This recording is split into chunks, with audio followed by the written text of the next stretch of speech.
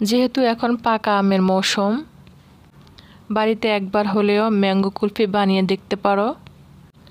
Mango kulfi দেখতে যেমন লোভনীয়, তেমনি খেতে অনেক সুস্বাদু হয়। ম্যাঙ্গো কুলফি বানাতে আমি হাফ লিটার দুধ নিয়েছি। মিষ্টির জন্য 1/4 কাপ চিনি দিয়ে সাথে কাঠবাদাম, কাজু বাদাম কুচি করে দিয়ে দিলাম। এবার দুধ ঘন করে জাল করে নিতে হবে। দুধ আমি ঘন করে জাল করে নিয়েছি, এবার ঠান্ডা করে নিব।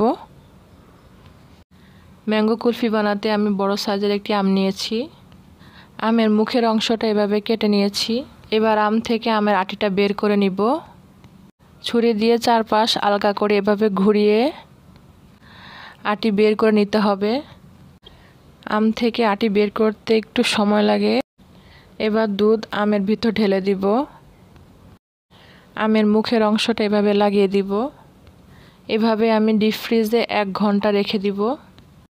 আম পুরোপুরি বরফ হয়ে গেছে। এখন আমি আমের মুখটা ছুরি দিয়ে খুলে নিব। পিলার দিয়ে আমের খোসা ছিলে নিব।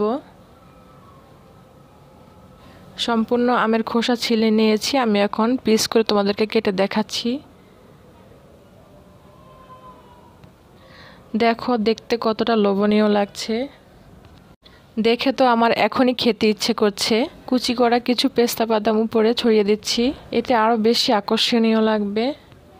মজার এই ম্যাঙ্গো কুলফি বাড়িতে একবার হলেও বানিয়ে দেখতে পারো। তো সবাই ভালো থেকো। আল্লাহ হাফেজ।